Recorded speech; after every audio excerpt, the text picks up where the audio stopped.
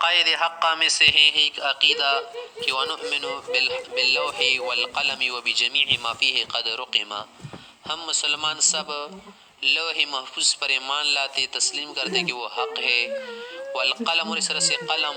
وبجمیع ما فیہ قد رقم، اور لوح محفوظ کے اندر جو کچھ لکھ دیا گیا ہے، رقم کر دیا گیا ہے، اس پر ہم ایمان رکھتے ہیں۔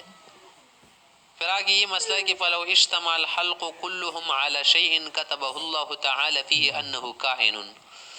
اگر کسی چیز کے متعلق اللہ نے لکھ دیا ہے نا لوح محفوظ کے اندر کہ وہ چیز ہو کر رہے گی، اور ساری مخلوق جمع ہو کر کیا کرے کہ لیجعلوہ غیر کائن، کہ نہ کرنے دے، کہ یہ کام ہم نہیں کرنے دیں گے، تو لم یقدروا علیہ، اس کی قدرت نہیں رکھے گی، تمام مخلوق عاجز ہو جائے گی۔ اسی طرح سے وَلَوْ اجْتَمَعُوا كُلُّهُمْ عَلَى شَيْءٍ لَمْ يَكْتُبْهُ اللَّهُ تَعَالَى فِيهِ لِيَجْعَلُهُ كَائِنًا، کہ اگر کسی چیز کو اللہ نے لکھ دیا ہونا کہ نہیں رہے گی، نہیں ہوگی، اور مخلوق ساری جمع ہو جائے کہ ہم کرنے دیں گے، کام کرنا پڑے گا اور ہوگی، یہ ہو کر رہے گی،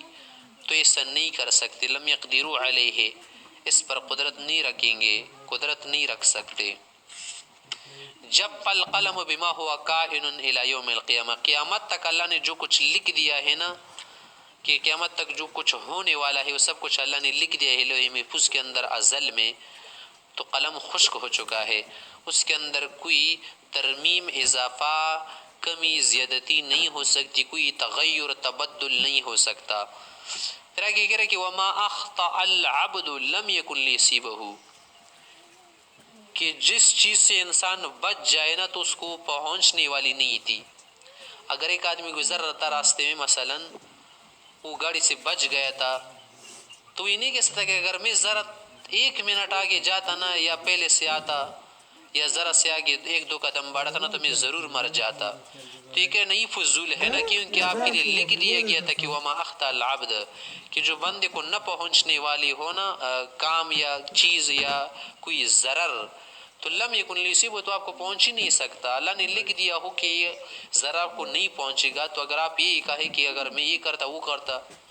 تو آپ کو پہنچے گا ہی نہیں نا، لکھ دیا گیا کہ نہیں پہنچے گا۔ وما اصابہ، اور جو تکلیف انسان کو پہنچ جائے، ضرر یا کوئی مصیبت، تو لم یکن لیخطئہ، تو لم یکن لیخطئہ، اس سے بچ نہیں سکتا۔ اگر کسی کو کوئی تکلیف پہنچ گئی نا، مثلا اس کی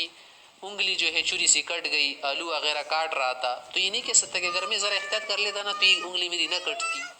تو یہ بات ہی فضول ہے نا، کیونکہ لکھ دیا گیا تھا کہ آپ کی انگلی کٹے گی۔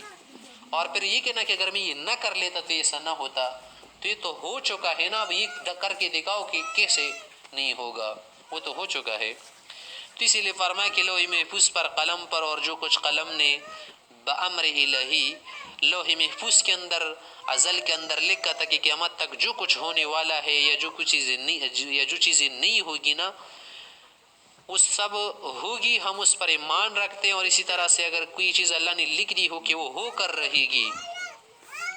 تو مخلوق اگر جمع ہو جائے نا، اسے ٹالنا چاہے تو وہ نہیں ٹال سکے گی، وہ چیز ٹلے گی نہیں بلکہ ہو کر رہے گی۔ اس طرح اگر ایک چیز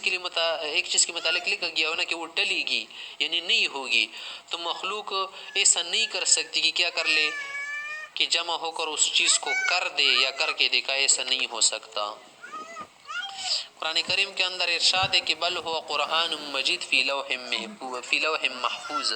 کہ لوح محفوظ کے اندر یہ قرآن کریم لکھ دیے گئے ہیں، موجود ہے، اور اس طرح سے اور بھی چیزیں ہیں۔ یمحو اللہ ما یشاء ویثبت وعنده ام الکتاب، کہ اللہ رب العزت جو کچھ کتاب کے اندر لکھنا چاہتے تو لکھتے ہیں، بعض چیزیں مٹاتے ہیں، تقدیر معلق کے اندر تبدیلی بھی آ سکتی ہے۔ پھر آگے یہ مسئلہ ہے کہ عرش الہی اور اس طرح سے قلم وغیرہ جو کچھ کیا ہے، اللہ نے پیدا کی ہے، چیزیں بنائی ہیں، تو ہم اس پر ایمان رکھتے ہیں کہ اللہ رب العزت نے عرش بنایا تھا، اور اس طرح سے آسمان بنائے ہیں۔ اور یہ جو قلم ہے نا، قلم کو اللہ رب العزت نے حکم دیا تھا کہ اکتب، آپ سب کچھ لکھ دو۔ قول کہا یا رب وماذا اکتب، قول اکتب مقادیر کل شیء حتی تقوم الساعہ، قیامت تک ہر چیز کی تقدیر لکھ دو۔ ایک تو یہی قلم ہے جس نے عرش پر لکھا تھا، اور ایک وہ قلم ہے جس کی اللہ تعالیٰ نے قرآن کریم میں قسم کہی ہے، وہ دوسرے نمبر پر ہے فضیلت میں کہ نون والقلم وما یسطرون. اور ایک وہ قلم ہے جس سے انبیاء کرام علیہ السلام کی طرف جو وحی وغیرہ بھیجی جاتی نا، وہ وحی اس سے لکھی جاتی ہے. وہ قلم کیا ہے؟ فضیلت والی قلم ہے. اور اس سے اور بھی قلم ہے.